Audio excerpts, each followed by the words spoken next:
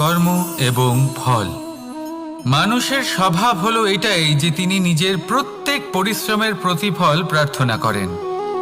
বেশিরভাগ সময় এই ফলাফলের চিন্তা করতে করতে, কল্পনা করতে করতে উনি কর্ম করতে থাকেন যে আমি এই কাজটা করলে এই ফল পাবো। সেই সব কল্পনা করতে থাকেন যা না তার হাতে আছে, না আছে অধিকার আর না আছে নিয়ন্ত্রণ। উনি শুধু নিজের কর্ম করতে পারেন। উনি কি ফল পাবেন তা তার হাতে কখনোই নেই। তাই আপনিও শুধুমাত্র কর্ম করতে থাকুন, ফলের চিন্তা করবেন না। মনে রাখবেন, শিকড় এবং শাখা যেভাবে একে অপরের সাথে জড়িয়ে, সেইভাবেই একে অপরের সাথে জড়িয়ে কর্ম এবং ফল। যেরকম কর্ম আপনি করবেন সেরকম ফল আপনি অবশ্যই পাবেন। তাই এই ফলের আশায় কর্মের সময় কখনোই নষ্ট করবেন না, কারণ যে ব্যক্তি সময় নষ্ট করেন, সময় সেই ব্যক্তিকে অবশ্যই নষ্ট করে দেয়। কর্ম করুন নিঃস্বার্থভাবে, ফলের চিন্তা করবেন না, আর আমার সাথে ভালোবেসে বলুন রাধা রাধা। কর্ম এবং ফল। দেখতে গেলে এই সমস্ত ব্রহ্মাণ্ড এই দুইয়ের মাঝেই স্থির হয়ে আছে।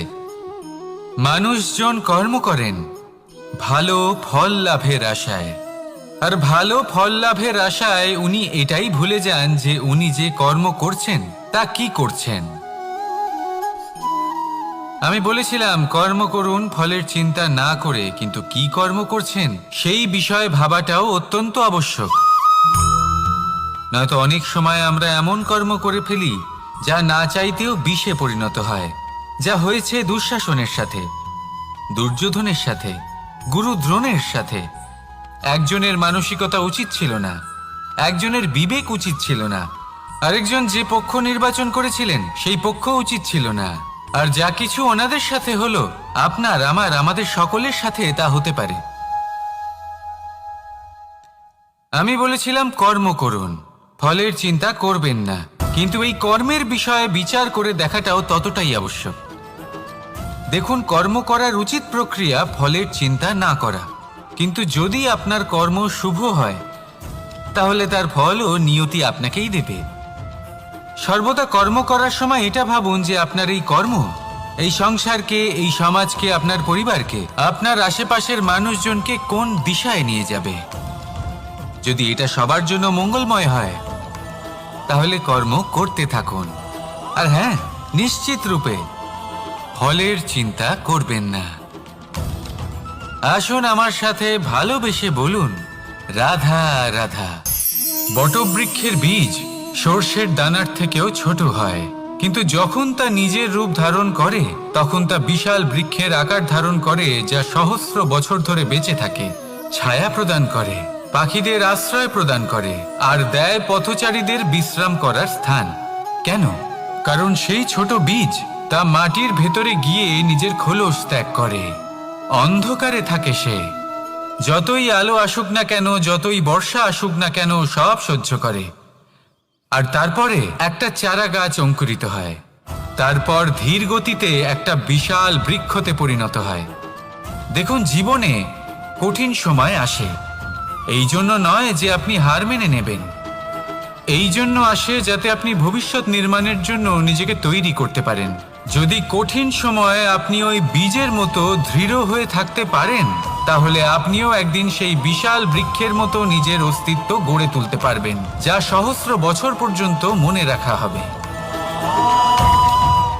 আসুন আমার সাথে ভালোবেসে বলুন রাধা রাধা। এই ব্রহ্মাণ্ড কত বৃহৎ, তাই না? যার সম্মুখে এই পৃথিবীকেও একটা বিন্দুর মতো মনে হয়। আর এই পৃথিবীতে আমরা কে হই, আমাদের আকার কিরকম, আমাদের অস্তিত্বই বা কি? যখন আমরা এভাবে ভাবি তখন মনে হয় আমরা কিছুই নই। তা আমরা যখন কিছুই নই, তাহলে আমরা এত চিন্তা করি কেন? কি ভেবে ভয় পাই? কাকেই বা এত ভয় পাই? কে আমাদের মারতে পারে আর কেই বা আমাদের জন্ম দেবে? আত্মার আসলে না কখনো জন্ম হয় আর না কখনো মৃত্যু। আত্মা শুধুই শরীর বদল করে। আপনি, আমি, আমরা সকলে এই শরীর নয়, আমরা হলাম আত্মা, যা হলো পরম আত্মার পরম অঙ্গ। সেই জন্য মনে রাখবেন, বাইরের কোথাও দেখবেন না, নিজের অন্তরের গভীরে গিয়ে দেখুন, আত্মাকে উপলব্ধি করতে শিখুন। ক্লেশ, ভয়, চিন্তা, এই সব কিছুর থেকে নিজেকে দূরে রাখুন, তাহলেই উপলব্ধি করতে পারবেন পরমাত্মা কে। তাহলে আসুন আমার সাথে ভালোবেসে বলুন, রাধা রাধা। পরিবর্তন এই সংসারের শাশ্বত নিয়ম। কোনো রাজা নেই যিনি চিরকাল রাজা থাকেন, কোনো ধনী ব্যক্তি নেই যিনি চিরকাল ধনী থাকবেন। এই সংসারে সূর্যের স্থান নেওয়ার জন্য চন্দ্রিমার আগমন ঘটে। কোন স্থান যাকে পতিত বলা হয়েছিল সেখানে মহল তৈরি হয়েছে। কোন স্থান যাকে আজ মলিন বলা হয়েছে কাল সেখানে মন্দিরও স্থাপন হতে পারে। কোনো ঋতু চিরকালের জন্য থাকে না, কখনো সময় চিরকাল একরকম থাকে না। আজ যে আপনার কাছে রয়েছে কাল অন্য কারোর ছিল, আজ যে আপনার কাছে রয়েছে কাল তা অন্য কারোর কাছে চলে যাবে। আপনার সাথে কিছু থাকলে তা হলো আপনার কর্ম, কিন্তু সেই কর্মের পরিণামও আপনার নয়। আপনি শুধু কর্ম করুন, বাকি সবকিছুই পরিবর্তনশীল। কিন্তু সেই পরিবর্তনকে দেখে ভয় পাওয়ার প্রয়োজন নেই, তাকে স্বাগত জানান। যদি আপনি হাসি মুখে সেই পরিবর্তনকে স্বাগত জানান, তাহলে এই পরিবর্তনও হাসি মুখে আপনার সাথে থাকবে। আসুন আমার সাথে ভালোবেসে বলুন, রাধা রাধা। সঞ্চয়। মানুষের যখন থেকে বোধবুদ্ধি হয় সঞ্চয় করতে আরম্ভ করে দেন। সঞ্চয় করতে থাকেন ভোজনের, সঞ্চয় অর্থের, সঞ্চয় শক্তির। নিজের জন্য করেন, নিজের পরিবারের জন্য করেন, নিজের স্ত্রীর জন্য করেন, সন্তানের জন্য করেন, সন্তানের সন্তানের জন্যও সঞ্চয় করেন। সঞ্চয় করার জন্য ওনার কাছে অনেক কারণ রয়েছে, কারণ উনি এটা ভাবেন যে এই সঞ্চিত শক্তির জন্য কেউ ওনার কোনো ক্ষতি করতে পারবে না। মানুষ ভুলে যান একটা গুরুত্বপূর্ণ কথা, এই সত্য, উনি এই সংসারে খালি হাতেই এসেছিলেন, আর এখান থেকে ওনাকে খালি হাতেই যেতে হবে। যা এখানকার তা এখানেই থেকে যাবে। আর যদি কিছু ওনার সাথে যায় তা হলো ওনার কর্ম, আর কিচ্ছু নয়। তাই যদি কিছু অর্জন করতে চান তাহলে শুভ কর্ম অর্জন করুন, আত্মশক্তি অর্জন করুন, কারণ পরলোকে এটাই হবে আপনার সম্পত্তি। তাহলে কি এটা আপনি অর্জন করতে চান না? আসুন আর আমার সাথে ভালোবেসে বলুন, রাধা রাধা। সদিচ্ছা। দেখতে গেলে 3 অক্ষরে তৈরি এই শব্দ, কিন্তু সমস্ত ত্রিলোক তার উপরেই আধারিত। আপনি এই সংসারে এসেছেন, তখন অবশ্যই শ্বাস নেবেন, কিন্তু তার বদলে আপনাকে কিছু তো দিতেই হবে। আপনার উপর নির্ভর করছে আপনি কি দেবেন। কি দেবেন এই সংসারকে, এই সমাজকে, নিজের পরিবারকে, আর তার বদলে কি নেবেন? যশ নাকি অপযশ? দেখুন, এক ছিল রাবণ, যে কিনা সমুদ্র পার করলো সীতাকে অপহরণ করার জন্য, আর এক ছিলেন রামচন্দ্র, যিনি সমুদ্র পার করেছিলেন, সেতু বানিয়ে গিয়েছিলেন সীতাকে ফিরিয়ে নিয়ে আসার জন্য। দুজনেই সমুদ্র পার করেছিলেন, শুধু পার্থক্য ছিল সদিচ্ছাকে বোঝার, লক্ষ্যের। অনেক মানুষের যাত্রা একরকম হতেই পারে, কিন্তু আনন্দ তখনই লাভ করবেন যখন লক্ষ্য শুভ হবে, মহান হবে। এই লক্ষ্য দিয়ে এই সংসারের কল্যাণ হবে এবং মানুষের সম্মান হবে। যদি আপনার সংকল্প উচিত হয় তাহলে আপনার লক্ষ্য উচিতই হবে, নয়তো শুধুমাত্র বিনাশ হবে। আর উচিত এটাই হবে যে বিনাশের হাত থেকে যেন নিজেকে বাঁচানো যায়, কি বলেন? তাই জীবনে যে লক্ষ্য স্থির করছেন মনে রাখবেন তা যেন শুভ লক্ষ্য হয়। যদি এরকম হয় তাহলে আপনার যাত্রা, আপনার জীবন দুটোই শুভময় হবে। আসুন আর আমার সাথে ভালোবেসে বলুন, রাধা রাধা। সুরক্ষা। এই সুরক্ষা আসলে কি? এটা কি কোনো কবচ নাকি কোনো সীমা? এই সুরক্ষা আসলে অন্য কিছু। আমাদের মাতা পিতা, আমাদের প্রিয়জন, আমাদের বন্ধু, এই সমাজ, আমাদের শুভাকাঙ্ক্ষী, আমাদের আত্মীয়, এনারা সবাই আমাদের জীবনে কোনো না কোনো ভাবে সুরক্ষা দিয়ে থাকেন, একটা কবচ দিয়ে থাকেন কোনো না কোনো রূপে। কিন্তু দেখতে গেলে আমাদের পরাক্রমের পথে আমাদের বীরত্বের পথে, আমাদের সাহসের পথে এই সুরক্ষাই সব থেকে বড় বাধা হয়ে দাঁড়ায়। একবার ভেবে দেখুন, যদি আপনি কোনো সুরক্ষাই না পান বা যদি আপনি এই সুরক্ষা ভেঙে বাইরে আসতে পারেন, তাহলে আপনার বীরত্ব চরম সীমায় পৌঁছে যায়। কেন? কারণ তখন আপনি জানেন যে এই সংসারের সম্মুখীন আমাদের নিজেদেরই হতে হবে। আপনি বুঝে যান যে শত্রুর সম্মুখীন এবার নিজের বলের দ্বারা, নিজের পরাক্রমের দ্বারা, নিজের সাহসের দ্বারা করতে হবে। আর তখন আমাদের মনের মধ্যে এই শক্তি জাগ্রত হয়। এই শক্তি অন্তরেই বসবাস করে। শুধু এটা চিনে নিতে হবে, একে জাগ্রত করতে হবে। আর এটা সুরক্ষা ভেঙে যাওয়ার পরেই সম্ভব হয়। আর যারা নিজের শক্তি সম্পর্কে জানেন, যিনি নিজেই জানেন তিনি কতটা শক্তিশালী, তিনি নিজেই নিজের সুরক্ষা কবচ চিরকালের মতো ভেঙে ফেলে দেন, ঠিক কর্ণের মতো। আর তারপরে দেখুন, আপনার পরাজয় হোক বা বিজয়ী হোক না কেন, সেটাই অনেক বড় হয়, সেটাই প্রশস্ত হয়ে থাকে। সেই জন্য ত্যাগ করুন নিজের ভয়কে, নিজের আশেপাশের এই সুরক্ষা চক্রকে ভেঙে ফেলুন। আর সম্মুখীন হন এই সংসারের নিজের শত্রুর সম্মুখীন হন। পরাক্রমের এই অঙ্কুর, তা অঙ্কুরিত হওয়ার জন্য বীজের উপরের এই কবচ, এটা ভেঙে যাওয়া অতি আবশ্যক। আসুন আমার সাথে ভালোবেসে বলুন, রাধা রাধা।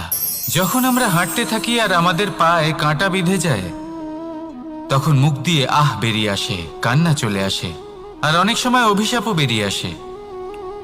কিন্তু আমরা কি কখনো এটা এইভাবে দেখেছি, এইভাবে ভেবেছি যে আমরা যে পথে চলেছি সেই পথে কাঁটা বিঁধেছে, নাকি আমরা সেই পথ নির্বাচন করেছি যাতে শুধুই কাঁটা রয়েছে? নাকি আমরা এভাবে ভেবে দেখেছি যে এই কাঁটা আমাদের কষ্ট দিতে এসেছে, নাকি এটা আমরাই বিছিয়ে রেখেছিলাম? সাবধান থাকা উচিত ছিল, কারণ কাঁটা বিঁধলে যন্ত্রণা হবে, চিৎকার করে ফেলতে পারি, মুখ থেকে অভিশাপও বেরিয়ে আসতে পারে। কিন্তু এই অভিশাপ শুধুমাত্র আমাদের তরফ থেকে অভিশাপ হয়, সামনের ব্যক্তিটির ওপরও নির্ভর করে। এবার সেই ব্যক্তি যদি এমন হয় যে ফুল আর কাঁটা এই দুই সমানভাবে গ্রহণ করতে পারে, তার কাছে অভিশাপও বরদানে পরিণত হয়। শেষ পর্যন্ত ব্যাপারটা দাঁড়ায় ভাবনা, চিন্তা, দৃষ্টিভঙ্গির ওপর। কারণ আপনার এই ভাবনাই সত্যি হয়ে সামনে আসে। সেই জন্য এই ভাবনা, চিন্তা, মানসিকতাকে গুরুত্ব সহকারে দেখবেন। এই বিবেচনা নিয়ে বিবেচনা করতে শিখুন। আমার কথার অর্থ হলো যে জীবনে যখন এরকম কিছু একটা ঘটবে, তখন ভেবে দেখুন যে এরকম কেন হলো। আপনি কি এমন কোনো কর্ম করেছিলেন যার কর্মফল এটা? এমন কোনো কাজ যা অনুচিত ছিল, অসত্য ছিল, যা অভদ্রতার কারণ ছিল? ভেবে দেখা প্রয়োজন। দেখুন, ইচ্ছে হলো আপনার যে আপনি কি করতে চান, ভাবনা আপনার, সত্য আপনার, জীবন আপনার, সিদ্ধান্ত আপনার। আসুন আর আমার সাথে ভালোবেসে বলুন, রাধা রাধা। সময়, এই সময় আসলে কি? এই সময় একটা সরল রেখা তো কখনোই নয়। সময় হলো একটা চক্র, যেখানে এর আদি সেখানেই হলো এর অন্ত, আর যেখানে তা শেষ হয় সেখান থেকেই তার শুরু হয়। এই সময় একটা অত্যন্ত বিচিত্র চিন্তা, বিচিত্র ভাবনা, একটা বিচিত্র বস্তু যা কেউ বুঝতে পারেন না। এই সময়ের লীলা, এর কোনো প্রমাণ নেই, কোনো জ্ঞান নেই, কোনো পরিমাপ নেই। শুধু এটুকু আমরা জানতে পারি, যেখানে শেষ হবে সেখান থেকে একটা নতুন সূচনাও হবে। যা আজ আপনার কাছে আছে, কাল অন্য কারোর কাছে যাবে, তারপরে তার কাছ থেকেও অন্য কারোর কাছে যাবে, তারপরে তার থেকেও ছিনিয়ে নেওয়া হবে। এই নিয়তির একজনের কাছ থেকে অন্যজনের কাছে আদান প্রদানের এই সময় হলো আপনার সময়। এই সময়ের সদ্ব্যবহার করুন, এই সময়কে বাঁচুন। আপনাকে শুধু এটাই সুনিশ্চিত করতে হবে যে আপনি কোন পক্ষে আছেন। আর সত্যি বলতে কি, আপনার জীবনের পরিণাম নির্ভর করে আপনার নির্বাচনের ওপর। আপনি কোন পক্ষ নির্বাচন করছেন। তাহলে মনে রাখবেন, জীবনে সেই পক্ষই নির্বাচন করবেন যা চয়ন করার পরে আপনি সুখ অনুভব করবেন, আপনি সন্তোষ লাভ করবেন, প্রসন্নতা লাভ করবেন। আর আমি এটাই সুনিশ্চিত করব যে এই পক্ষ যেন শান্তির পক্ষ হয়, এই পক্ষই যেন প্রেমের পক্ষ হয়। তাহলে চিন্তা করবেন না, আর আসুন আমার সাথে ভালোবেসে বলুন, রাধা রাধা। দৃষ্টি আর দৃষ্টিভঙ্গি, এই সমগ্র লীলা হলো এই দুইয়ের। বিচিত্র হতে পারে, কিন্তু এটাই সত্যি। এবার আপনাকে একটা উদাহরণ দিয়ে বোঝাই। অনেক সময় আপনি কোনো ব্যক্তিকে এটা বলতে শুনবেন যে আমি আমার নিজের উপরে গর্ব করি, আমি নিজেকে নিয়ে গর্ব করি, আমি খুব ভালোভাবে আমার মা বাবার সেবা করি, ওনাদের আমি সবসময় সুখী রাখি, ওনাদের আমি একটা বাড়ি দিয়েছি, সকল সুখ সুবিধা দিয়েছি, ওনাদের জীবনে প্রত্যেক জিনিস দিয়েছি আর দেব যা তাদের প্রয়োজন। এবার আমাকে বলুন যে আপনি কে হন। আপনি হলেন সেই বীজ যা আপনার মাতা পিতা রোপণ করেছেন। আপনার মা বাবাই আপনাকে এই সংসারে জন্ম দিয়েছেন। এবার এইসব কথার কি তাৎপর্য? এই হলো সেই ব্যক্তির দৃষ্টিভঙ্গি। এবার দেখা যাক এই প্রকৃতি আমাদের কি শেখায়। কখনো কোনো গাছকে দেখবেন, যখন সেই গাছে ফল আসে, সে মালিকে এটা বলে না যে দেখো আমি তোমাকে ফল খেতে দিচ্ছি। সেই বৃক্ষ এটা বলে না যে দেখো আমি তোমায় আহার করতে দিচ্ছি, কারণ ও জানে যে এটা হলো সেই মালির পরিশ্রম, এটা হলো তারই কর্মের ফল, আর এটা তারই পাওয়া উচিত। সে বলে যে তোমার জিনিস তোমাকেই অর্পণ করলাম, এ আমার জিনিস নয়। ও জানে সেই মালির গুরুত্ব আসলে কি, এটা হলো তার দৃষ্টিভঙ্গি। সেই জন্য আপনি জীবনে কোন ব্যক্তির মধ্যে, কোন পশু পাখির মধ্যে, কোন প্রাণীর মধ্যে, কোন পরিস্থিতিতে, কোন আবেগের মুহূর্তে কি দেখতে পাচ্ছেন, সেটা আপনার দৃষ্টিভঙ্গির উপরে নির্ভর করছে। তাই নিজের মনে ধনাত্মক ভাব জাগ্রত করুন, শুভ চিন্তা নিয়ে আসুন। এই ভাবনাই সত্য হয়ে সামনে আসবে। এই দৃষ্টিভঙ্গি এমন হয়ে যাবে যে আপনার জীবনে সবকিছুই শুভ হবে। তাহলে আসুন আর আমার সাথে ভালোবেসে বলুন, রাধা রাধা। প্রতিশোধ অথবা কাউকে দুঃখ দেওয়ার ভাবনা, যদি এটা আপনার মনে থাকে, তাহলে আপনি নিজের মনেই যন্ত্রণার একটা বিশাল বৃক্ষ রোপণ করছেন, এটা মনে রাখবেন। কারণ কাউকে দুঃখ দেবার এই ভাবনা, এটা হলো সেই বীজ যা আপনার মনেই পতিত হবে, আপনার মনেই অঙ্কুরিত হবে, আর আপনার মনেই একটা বিশাল বৃক্ষরূপে বেড়ে উঠবে। জীবন আপনার, কর্ম আপনার, কাউকে দুঃখ দেবার ভাবনা আপনার ছিল, এই বৃক্ষ হলো আপনার, তাই এর ফলও আপনিই পাবেন, যা গ্রহণও আপনাকেই করতে হবে। মনে রাখবেন, যে মানুষ এটা ভাবে যে আমি ওকে দুঃখ দেব, ওকে কষ্ট দিতে চাই আমি, সেই মানুষই দুঃখ আর কষ্ট পেয়ে থাকে। যদি সেই জায়গায় আপনি এটা ভাবেন যে আমি কাউকে সুখী করে তুলতে চাই, কাউকে সুখ প্রদান করতে চাই, তাহলে তারও বীজ আপনার মনেই রোপণ হবে, বৃক্ষে পরিণত হবে, যার ফলও আপনিই পাবেন। এখানে বিষয়টা হলো শুধু মানসিকতার চিন্তা, যা সত্য হয়ে আপনার সামনে আসে। তাহলে এই মানসিকতা শুভ করুন, সবার জন্য মঙ্গল কামনা করুন। অন্যের মনে আপনার জন্য ভালো চিন্তা থাকুক বা না থাকুক, আপনি সবার জন্য শুভ চিন্তা করে কর্ম করতে থাকুন, তাহলে আপনার সাথেও ভালোই হবে। তাহলে আসুন আর আমার সাথে ভালোবেসে বলুন, রাধা রাধা। সুখ আর অভিজ্ঞতা, এই দুই জীবনে একসাথে কখনোই আসে না। মনে রাখবেন, যেখানে সুখ থাকে সেখানে অভিজ্ঞতা থাকে না, আর যখন এই সুখ আমাদের জীবন থেকে দূরে চলে যায়, তখন আমাদের জীবনে আসে এই অভিজ্ঞতা। পরমাত্মা, প্রকৃতি, নিয়তি এই অভিজ্ঞতাকে আমাদের জীবনে পাঠান, যাতে আমরা একটা অত্যন্ত গুরুত্বপূর্ণ শিক্ষা, একটা জ্ঞান প্রাপ্ত করতে পারি। এই অভিজ্ঞতা আমাদের শেখায় যে অতীতে এমন কি হয়েছিল যা আমাদের করা উচিত হয়নি। আমাদের শেখায় ভবিষ্যতে এমন কি আছে যা আমাদের করা উচিত আর কি করা উচিত নয়। দেখতে গেলে এই অভিজ্ঞতা আমাদের সেই শিক্ষা দেয় যার জন্য আমরা সুখের দিকে উচিতভাবে অগ্রসর হতে পারি। সেই জন্য জীবনে যখনই দুঃখ আসবে, দুঃখের এই সময় আসবে, তখন হতাশ হবেন না। বোঝার চেষ্টা করুন এই পরিস্থিতি কেন এসেছে, কি শিক্ষা দিতে এসেছে। যদি আপনি সেই জ্ঞান লাভ করেন, সুখের পথে অগ্রসর হন, তাও উচিত রূপে, তাহলে এই অভিজ্ঞতার উদ্দেশ্য পূরণ হয়ে যায়। তাহলে আসুন আর আমার সাথে ভালোবেসে বলুন, রাধা রাধা। এবং ফল, মানুষের স্বভাব হলো এটাই যে তিনি নিজের প্রত্যেক পরিশ্রমের প্রতিফল প্রার্থনা করেন।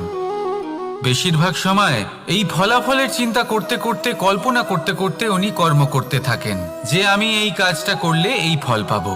সেই সব কল্পনা করতে থাকেন যা না তার হাতে আছে, না আছে অধিকার, আর না আছে নিয়ন্ত্রণ। উনি শুধু নিজের কর্ম করতে পারেন। উনি কি ফল পাবেন তা তার হাতে কখনোই নেই। তাই আপনিও শুধুমাত্র কর্ম করতে থাকুন, ফলের চিন্তা করবেন না। মনে রাখবেন, শিকড় এবং শাখা যেভাবে একে অপরের সাথে জড়িয়ে, সেইভাবেই একে অপরের সাথে জড়িয়ে কর্ম এবং ফল। যেরকম কর্ম আপনি করবেন, সেরকম ফল আপনি অবশ্যই পাবেন। তাই এই ফলের আশায় কর্মের সময় কখনোই নষ্ট করবেন না, কারণ যে ব্যক্তি সময় নষ্ট করেন, সময় সেই ব্যক্তিকে অবশ্যই নষ্ট করে দেয়।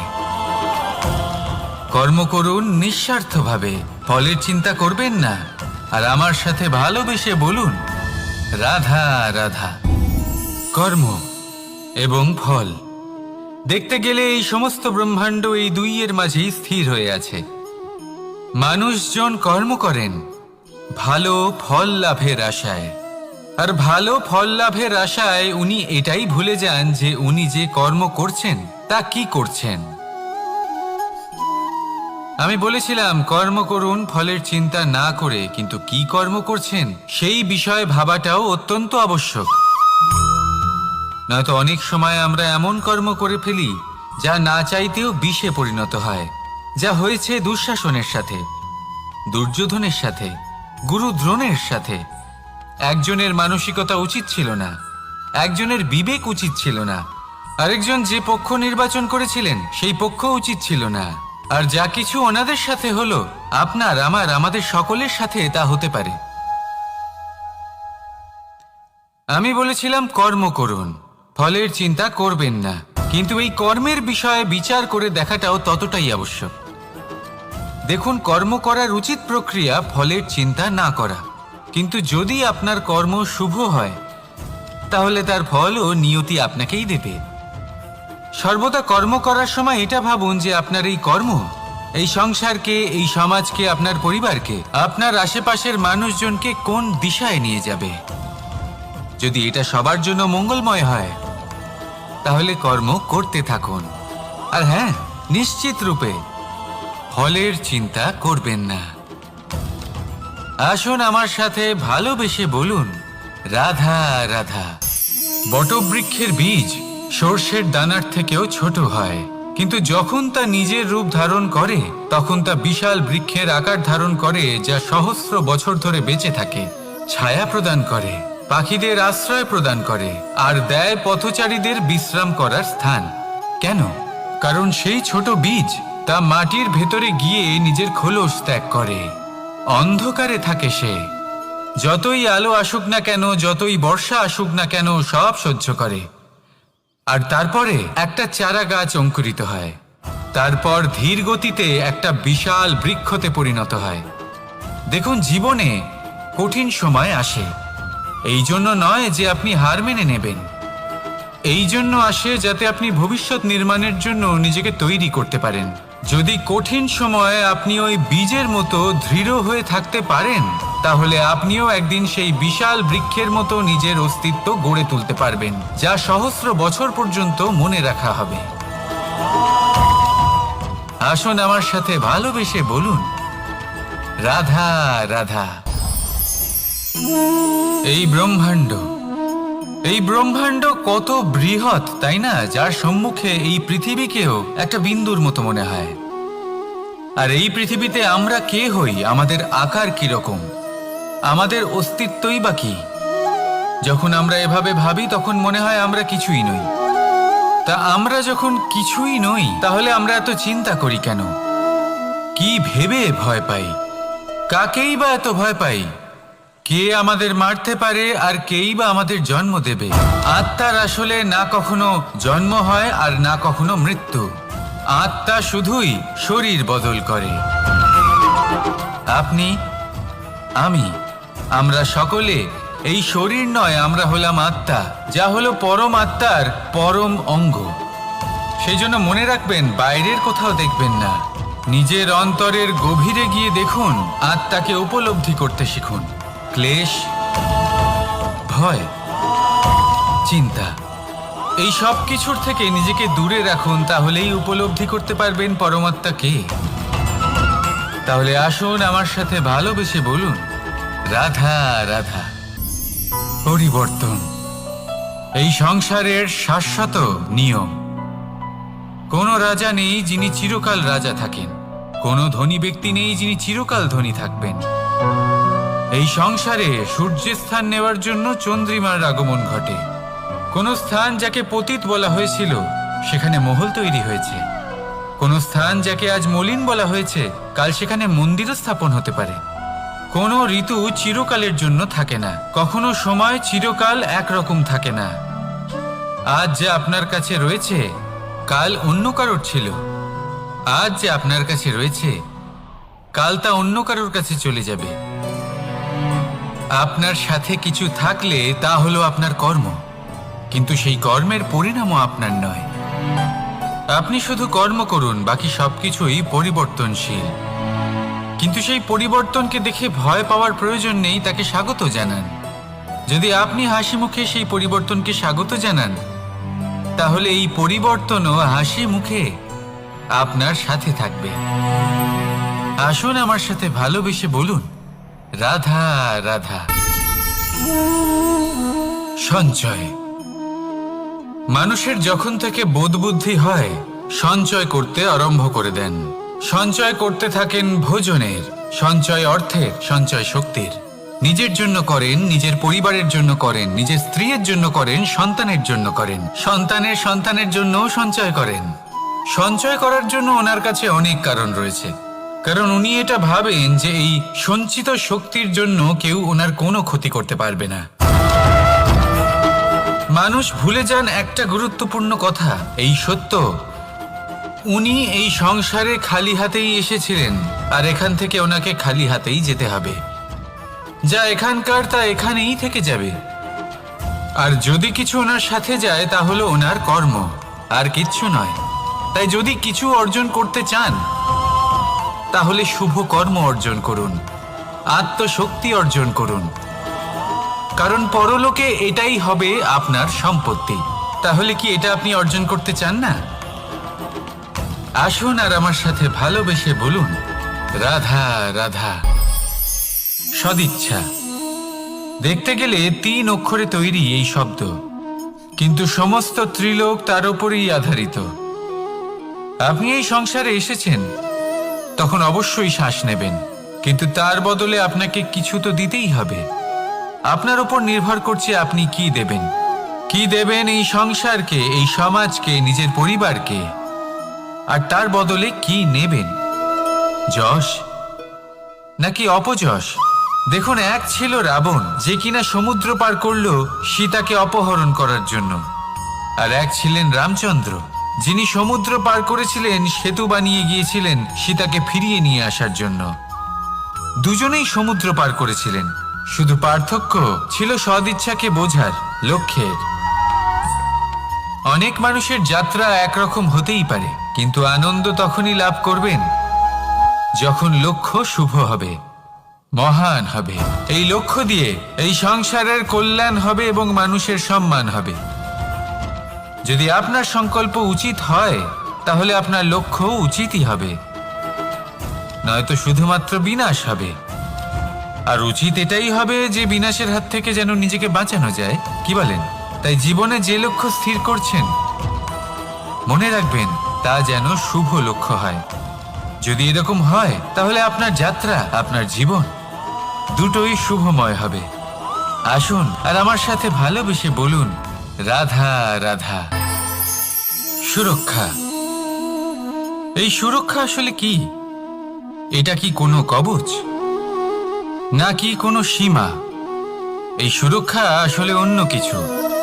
আমাদের মাতা পিতা, আমাদের প্রিয়জন, আমাদের বন্ধু, এই সমাজ, আমাদের শুভাকাঙ্ক্ষী, আমাদের আত্মীয়, এনারা সবাই আমাদের জীবনে কোনো না কোনোভাবে সুরক্ষা দিয়ে থাকেন, একটা কবচ দিয়ে থাকেন কোনো না কোনো রূপে।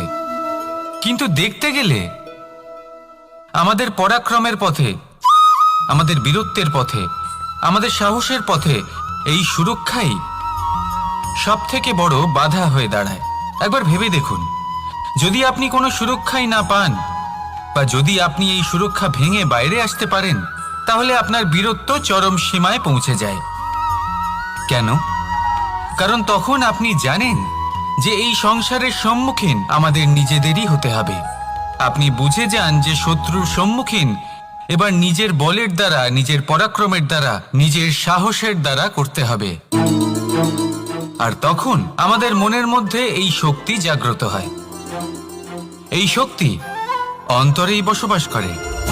শুধু এটা চিনে নিতে হবে, একে জাগ্রত করতে হবে। আর এটা সুরক্ষা ভেঙে যাওয়ার পরেই সম্ভব হয়। আর যারা নিজের শক্তি সম্পর্কে জানেন, যিনি নিজেই জানেন তিনি কতটা শক্তিশালী, তিনি নিজেই নিজের সুরক্ষা কবচ চিরকালের মতো ভেঙে ফেলে দেন, ঠিক কর্ণের মতো। আর তারপরে দেখুন, আপনার পরাজয় হোক বা বিজয়ী হোক না কেন, সেটাই অনেক বড় হয়, সেটাই প্রশস্ত হয়ে থাকে। সেই জন্য ত্যাগ করুন নিজের ভয়কে, নিজের আশেপাশের এই সুরক্ষা চক্রকে ভেঙে ফেলুন, আর সম্মুখীন হন এই সংসারের নিজের শত্রুর সম্মুখীন হন। পরাক্রমের এই অঙ্কুর, তা অঙ্কুরিত হওয়ার জন্য বীজের উপরের এই কবচ, এটা ভেঙে যাওয়া অতি আবশ্যক। আসুন আমার সাথে ভালোবেসে বলুন, রাধা রাধা। যখন আমরা হাঁটতে থাকি আর আমাদের পায়ে কাঁটা বিঁধে যায়, তখন মুখ দিয়ে আহ বেরিয়ে আসে, কান্না চলে আসে, আর অনেক সময় অভিশাপও বেরিয়ে আসে। কিন্তু আমরা কি কখনো এটা এইভাবে দেখেছি, এইভাবে ভেবেছি যে আমরা যে পথে চলেছি সেই পথে কাঁটা বিঁধেছে, নাকি আমরা সেই পথ নির্বাচন করেছি যাতে শুধুই কাঁটা রয়েছে? নাকি আমরা এভাবে ভেবে দেখেছি যে এই কাঁটা আমাদের কষ্ট দিতে এসেছে, নাকি এটা আমরাই বিছিয়ে রেখেছিলাম? সাবধান থাকা উচিত ছিল, কারণ কাঁটা বিঁধলে যন্ত্রণা হবে, চিৎকার করে ফেলতে পারি, মুখ থেকে অভিশাপও বেরিয়ে আসতে পারে। কিন্তু এই অভিশাপ শুধুমাত্র আমাদের তরফ থেকে অভিশাপ হয়, সামনের ব্যক্তিটির ওপরও নির্ভর করে। এবার সেই ব্যক্তি যদি এমন হয় যে ফুল আর কাঁটা এই দুই সমানভাবে গ্রহণ করতে পারে, তার কাছে অভিশাপও বরদানে পরিণত হয়। শেষ পর্যন্ত ব্যাপারটা দাঁড়ায় ভাবনা, চিন্তা, দৃষ্টিভঙ্গির ওপর। কারণ আপনার এই ভাবনাই সত্যি হয়ে সামনে আসে। সেই জন্য এই ভাবনা, চিন্তা, মানসিকতাকে গুরুত্ব সহকারে দেখবেন। এই বিবেচনা নিয়ে বিবেচনা করতে শিখুন। আমার কথার অর্থ হলো যে জীবনে যখন এরকম কিছু একটা ঘটবে, তখন ভেবে দেখুন যে এরকম কেন হলো। আপনি কি এমন কোনো কর্ম করেছিলেন যার কর্মফল এটা? এমন কোনো কাজ যা অনুচিত ছিল, অসত্য ছিল, যা অভদ্রতার কারণ ছিল? ভেবে দেখা প্রয়োজন। দেখুন, ইচ্ছে হলো আপনার যে আপনি কি করতে চান, ভাবনা আপনার, সত্য আপনার, জীবন আপনার, সিদ্ধান্ত আপনার। আসুন আর আমার সাথে ভালোবেসে বলুন, রাধা রাধা। সময়। এই সময় আসলে কি? এই সময় একটা সরল রেখা তো কখনোই নয়। সময় হলো একটা চক্র, যেখানে এর আদি সেখানেই হলো এর অন্ত, আর যেখানে তা শেষ হয় সেখান থেকেই তার শুরু হয়। এই সময় একটা অত্যন্ত বিচিত্র চিন্তা, বিচিত্র ভাবনা, এ একটা বিচিত্র বস্তু যা কেউ বুঝতে পারেন না। এই সময়ের লীলা, এর কোনো প্রমাণ নেই, কোনো জ্ঞান নেই, কোনো পরিমাপ নেই। শুধু এটুকু আমরা জানতে পারি, যেখানে শেষ হবে সেখান থেকে একটা নতুন সূচনাও হবে। যা আজ আপনার কাছে আছে কাল অন্য কারোর কাছে যাবে, তারপরে তার কাছ থেকেও অন্য কারোর কাছে যাবে, তারপরে তার থেকেও ছিনিয়ে নেওয়া হবে। এই নিয়তির একজনের কাছ থেকে অন্যজনের কাছে আদান প্রদানের এই সময় হলো আপনার সময়। এই সময়ের সদ্ব্যবহার করুন, এই সময়কে বাঁচুন। আপনাকে শুধু এটাই সুনিশ্চিত করতে হবে যে আপনি কোন পক্ষে আছেন। আর সত্যি বলতে কি, আপনার জীবনের পরিণাম নির্ভর করে আপনার নির্বাচনের ওপর। আপনি কোন পক্ষ নির্বাচন করছেন। তাহলে মনে রাখবেন, জীবনে সেই পক্ষই নির্বাচন করবেন যা চয়ন করার পরে আপনি সুখ অনুভব করবেন, আপনি সন্তোষ লাভ করবেন, প্রসন্নতা লাভ করবেন। আর আমি এটাই সুনিশ্চিত করব যে এই পক্ষ যেন শান্তির পক্ষ হয়, এই পক্ষই যেন প্রেমের পক্ষ হয়। তাহলে চিন্তা করবেন না, আর আসুন আমার সাথে ভালোবেসে বলুন, রাধা রাধা। দৃষ্টি আর দৃষ্টিভঙ্গি, এই সমগ্র লীলা হলো এই দুইয়ের। বিচিত্র হতে পারে, কিন্তু এটাই সত্যি। এবার আপনাকে একটা উদাহরণ দিয়ে বোঝাই।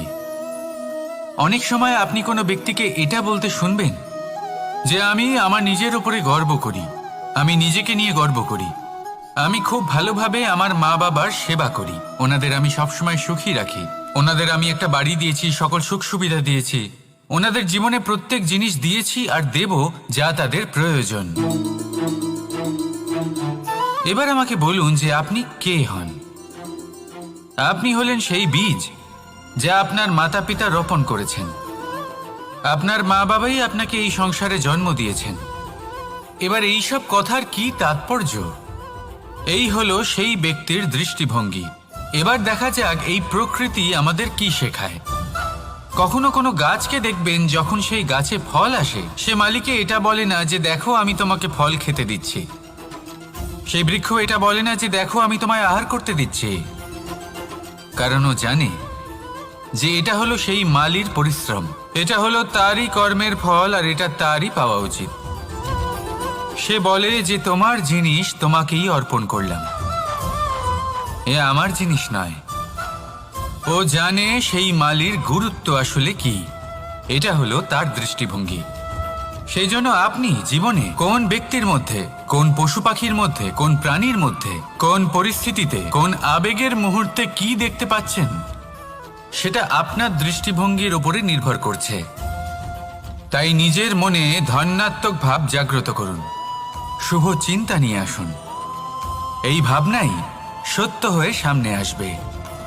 এই দৃষ্টিভঙ্গি এমন হয়ে যাবে যে আপনার জীবনে সবকিছুই শুভ হবে। তাহলে আসুন আর আমার সাথে ভালোবেসে বলুন, রাধা রাধা। প্রতিশোধ অথবা কাউকে দুঃখ দেওয়ার ভাবনা, যদি এটা আপনার মনে থাকে, তাহলে আপনি নিজের মনেই যন্ত্রণার একটা বিশাল বৃক্ষ রোপণ করছেন, এটা মনে রাখবেন। কারণ কাউকে দুঃখ দেবার এই ভাবনা, এটা হলো সেই বীজ যা আপনার মনেই পতিত হবে, আপনার মনেই অঙ্কুরিত হবে, আর আপনার মনেই একটা বিশাল বৃক্ষরূপে বেড়ে উঠবে। জীবন আপনার, কর্ম আপনার, কাউকে দুঃখ দেবার ভাবনা আপনার ছিল, এই বৃক্ষ হলো আপনার, তাই এর ফলও আপনিই পাবেন, যা গ্রহণও আপনাকেই করতে হবে। মনে রাখবেন, যে মানুষ এটা ভাবে যে আমি ওকে দুঃখ দেব, ওকে কষ্ট দিতে চাই আমি, সেই মানুষই দুঃখ আর কষ্ট পেয়ে থাকে। যদি সেই জায়গায় আপনি এটা ভাবেন যে আমি কাউকে সুখী করে তুলতে চাই, কাউকে সুখ প্রদান করতে চাই, তাহলে তারও বীজ আপনার মনেই রোপণ হবে, বৃক্ষে পরিণত হবে, যার ফলও আপনিই পাবেন। এখানে বিষয়টা হলো শুধু মানসিকতার চিন্তা, যা সত্য হয়ে আপনার সামনে আসে। তাহলে এই মানসিকতা শুভ করুন, সবার জন্য মঙ্গল কামনা করুন। অন্যের মনে আপনার জন্য ভালো চিন্তা থাকুক বা না থাকুক, আপনি সবার জন্য শুভ চিন্তা করে কর্ম করতে থাকুন, তাহলে আপনার সাথেও ভালোই হবে। তাহলে আসুন আর আমার সাথে ভালোবেসে বলুন, রাধা রাধা।